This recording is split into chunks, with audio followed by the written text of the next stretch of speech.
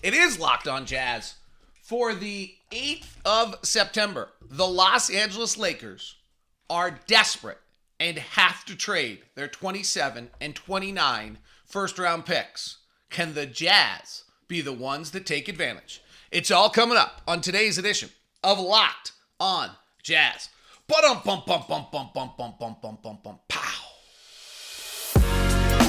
You are Locked On Jazz, your daily podcast on the Utah Jazz.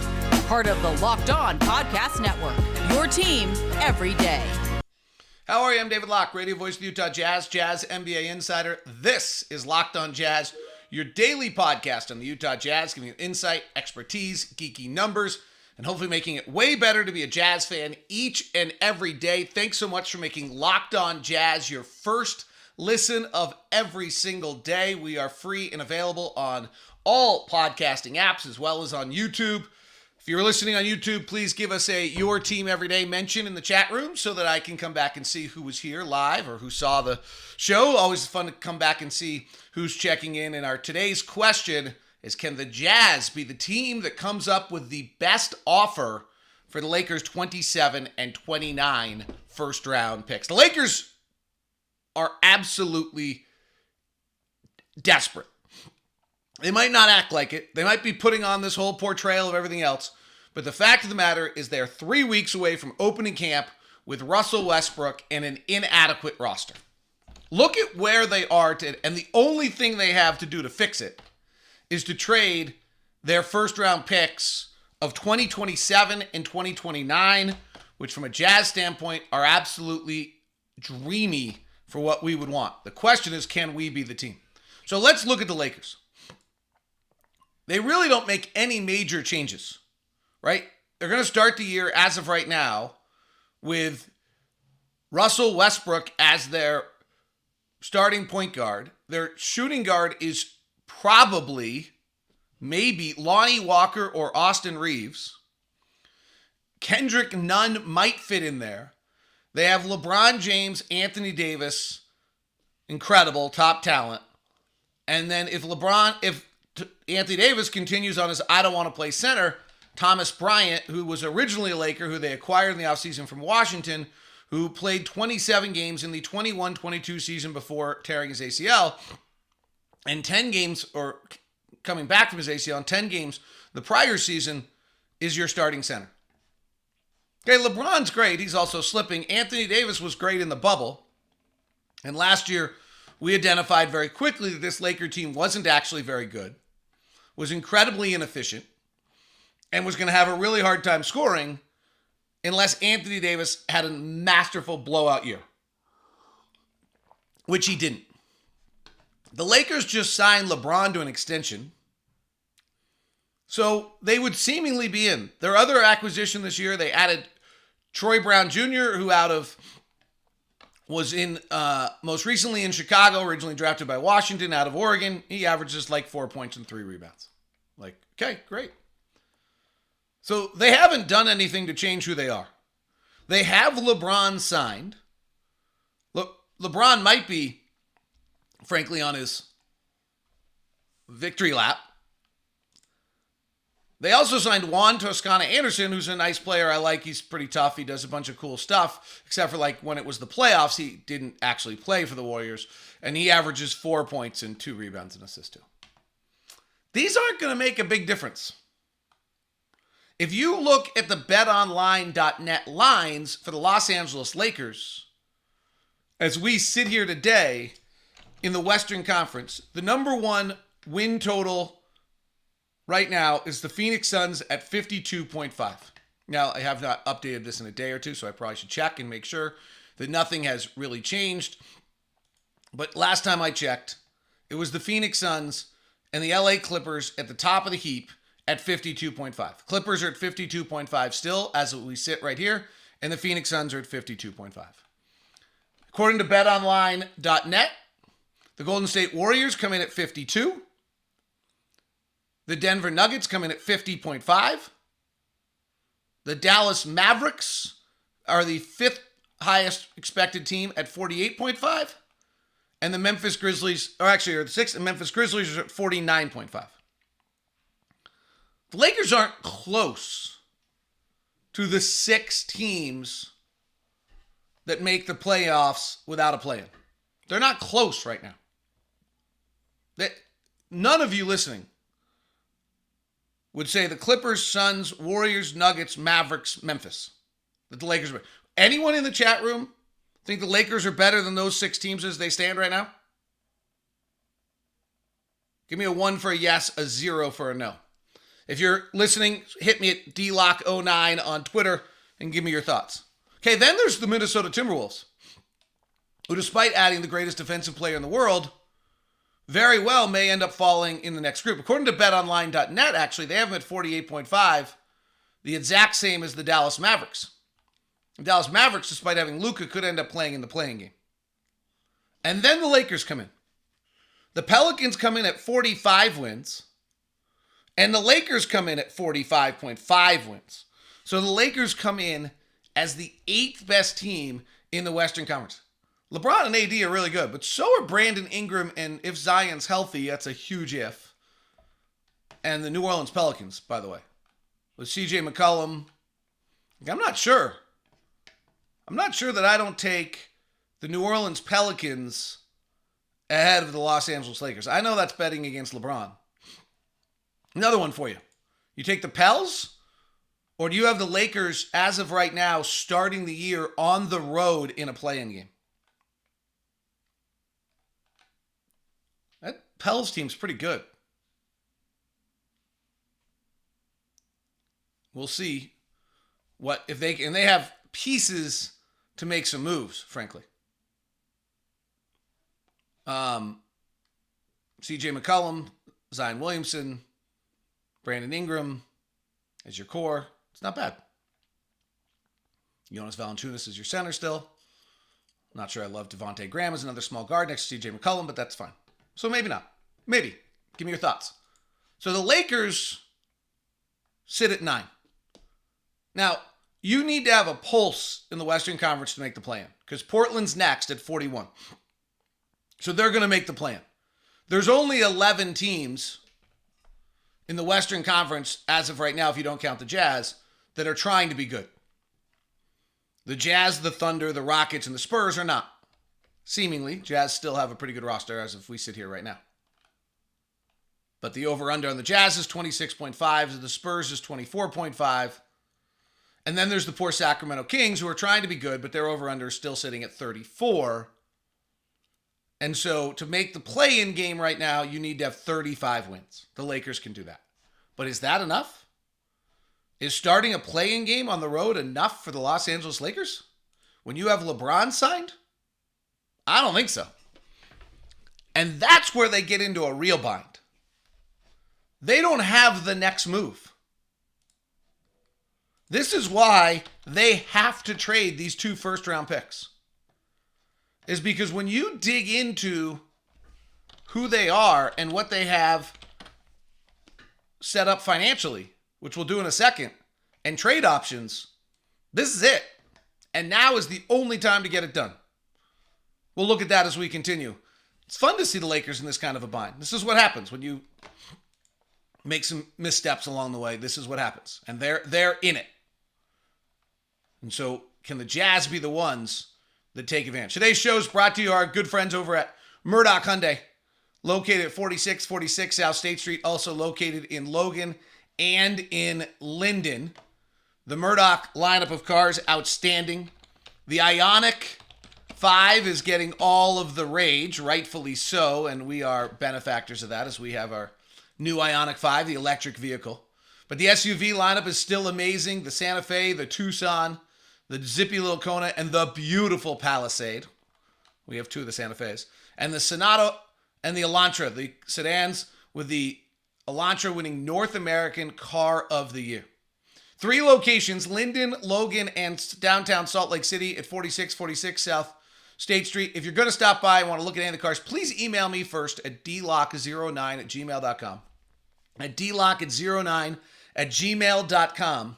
And I will set up a VIP meeting with you. Make sure you got everything lined up before you get there. Cameron does a fabulous job in Murray. Jake does a great job in Linden, so we'll set you up with all of those. It's over at Murdoch Hyundai, located at 4646 South State Street, also located in Logan and in Linden, and we want to set you up.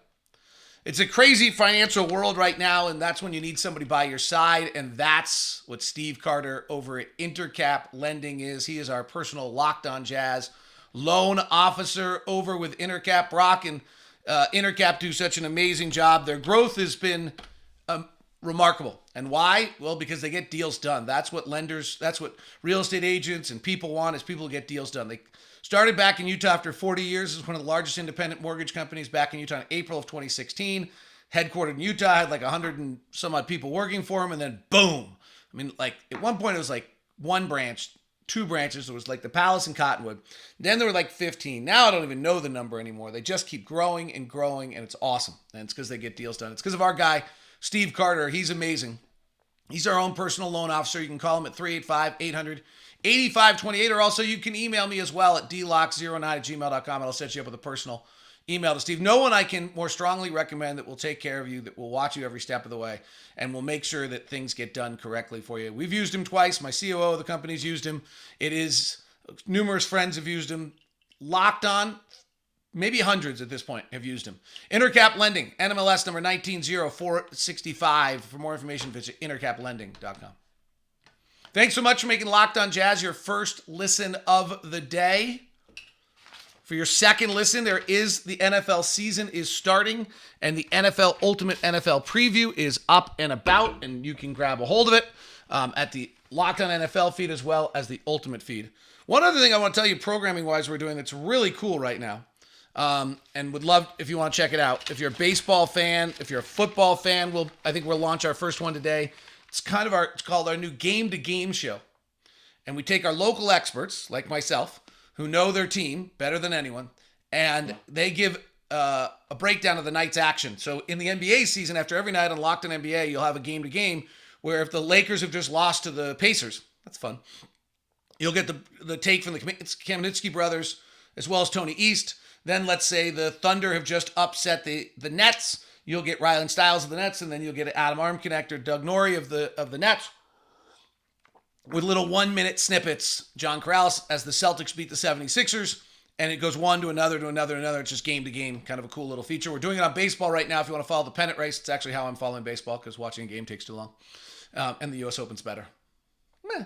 And if you want to do that, it's kind of cool. So that's on baseball right now. Football, Locked On NFL will drop the first one, plus the Ultimate NFL previews are up as well. All right, lots of fun stuff. All right, so the Lakers cap gets kind of interesting. So the Lakers sign LeBron to an extension.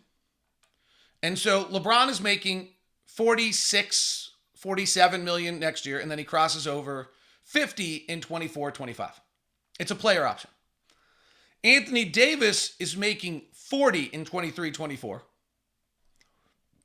And 43 on a player option in 24-25. That's like actually all they have on their books, to their credit. The problem is, it still doesn't give them a ton of cap room and space and flexibility. They have $97 million of player salary tied up in 4 players for next year. $97 million. And so even though they've done a nice job of having their debt cleared, and they can if they really need to move Russell's 47, because Russell's cap hold next year is so mammoth that unless they just waive him or rescind his rights, which they could, they get nothing for him. That's an option. But it's not a great one. You're far better off maybe using a future asset down the line to be able to get something for Russell Westbrook. The other thing is they have really 0 tradable contracts. 0. So Patrick Beverley, who they just acquired, makes 13 and expires. He's 34 years old. Not getting anything for him. Lonnie Walker, they signed on a 1-year deal at $6.5 million. Kendrick Nunn's at $5.5. Damon Jones is at $2.3. Wayne Gabriel is at 1.8. Thomas Bryant's at 1.8. Troy Brown's at 1.8. Juan Toscano Anderson's at 1.8. Okay, I actually think they did a decent job on their minimums. But you're not going to be able to trade those pieces to get anything. So they are completely hamstrung until they address the Russell Westbrook situation. Now, if they were to move Russell Westbrook for 2 expiring contracts, and then they don't have the same cap holds as they have on the $47 million Westbrook, they actually then get to play around with some money. The NBA projected salary caps change a little bit, and they're going to go crazy in a year or two, but not coming up, is about $123 million for this year. And for 23-24, it's projected to be about $133 million. So you can't just rescind the rights to every single one of your players and have no roster spots. Roster spots have a hold. But in theory, the Lakers, if they get to take care of this issue, can play around with some money, but not a lot. 133, and they have 97 tied up already. But they don't go to zero. Like, I don't want to get into all the details of it, but they don't go to zero, right? So it'll be interesting to see how this plays. If you try to guess, which Sports Track does the best job of anybody that I know on where you put the Lakers, you can't project the Lakers as having cap space because of the fact that they have all these cap holds, and they actually come out like the same way we do, actually, about like $60 million over the cap. The Rockets next year have like the Rockets, the Pacers, and the Pistons are the players next year in the cap as the year starts. So let's walk through it. They're not good enough. They have made moves that don't have an impact. They rank 8th or 9th in the West. They have LeBron. They have Anthony Davis. And they have no roster flexibility. And they're stuck with Russ.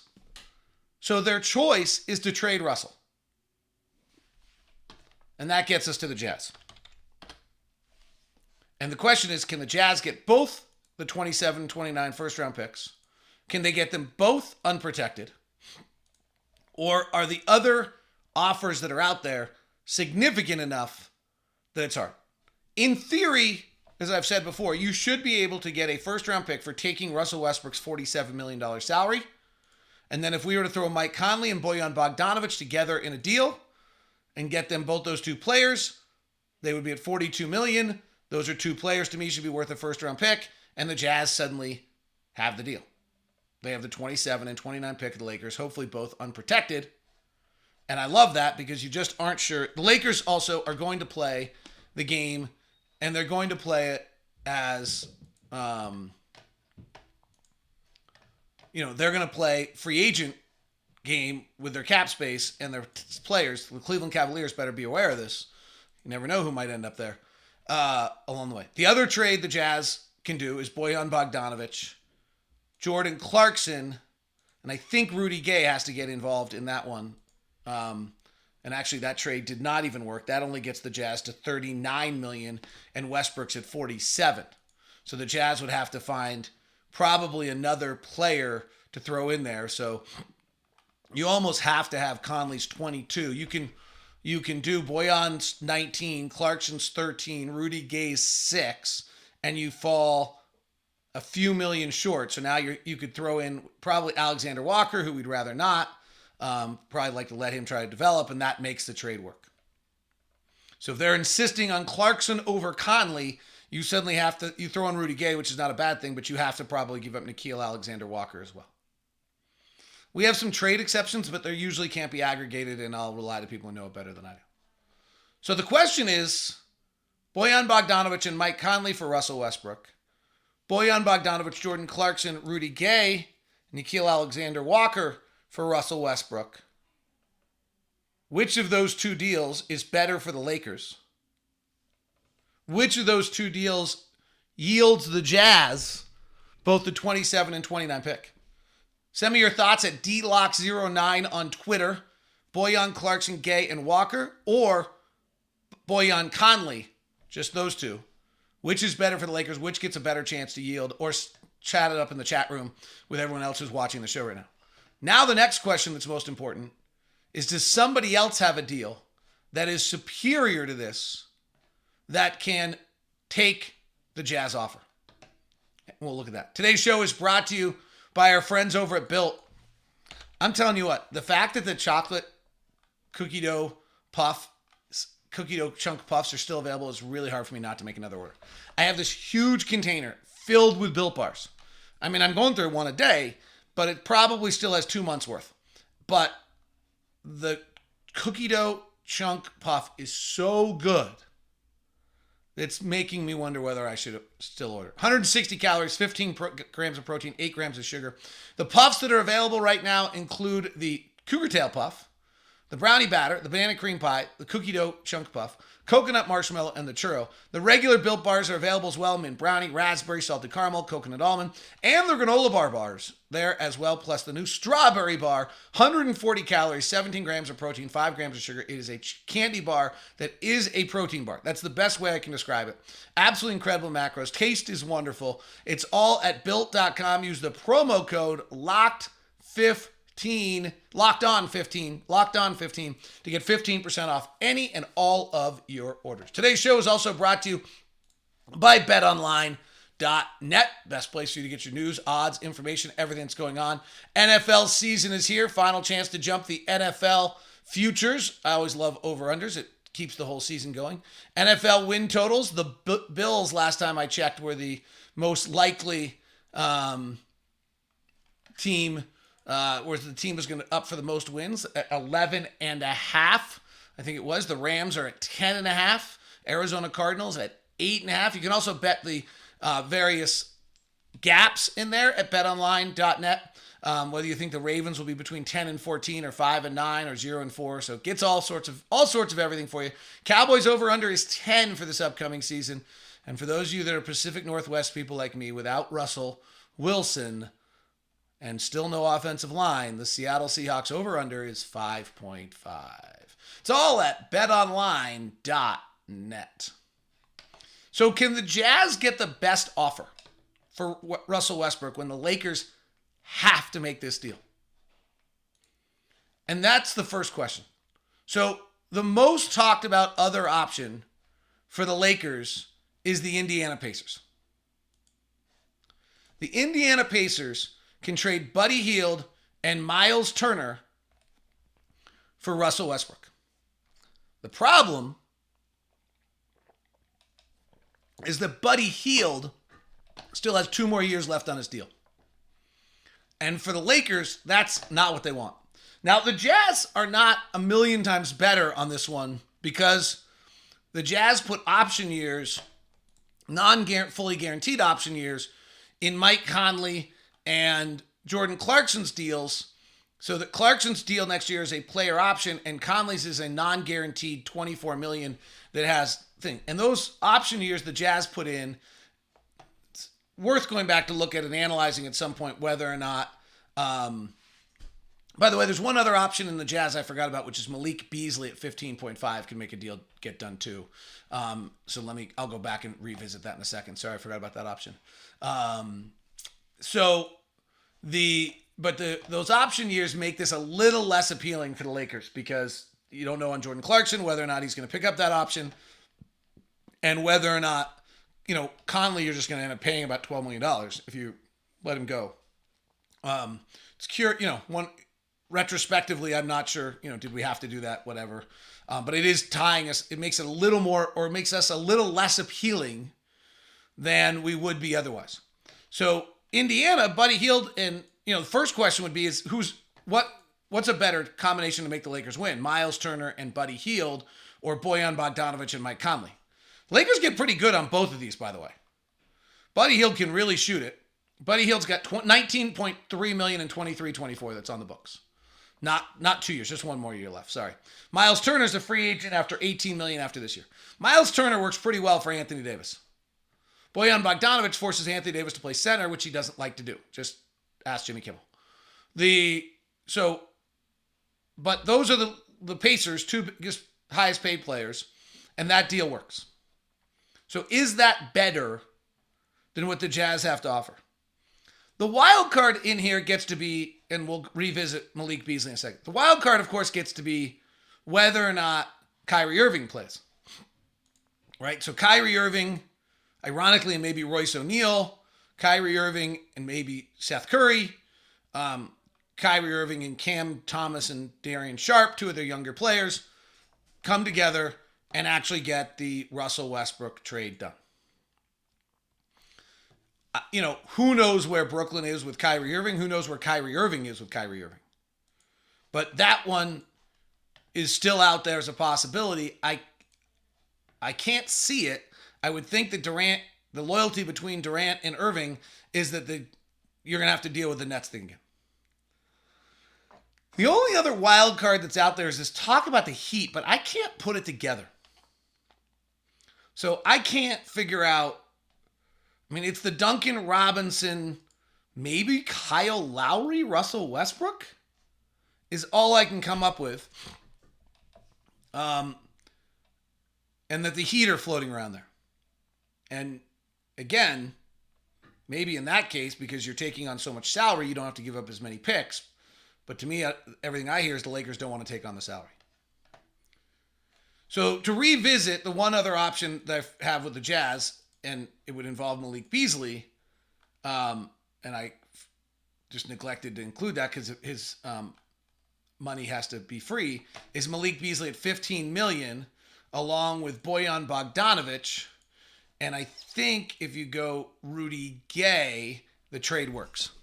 So the Jazz actually have three options: Bojan, Beasley, Gay, Bojan, Conley, Bojan, Clarkson, Gay, and then another piece, I think.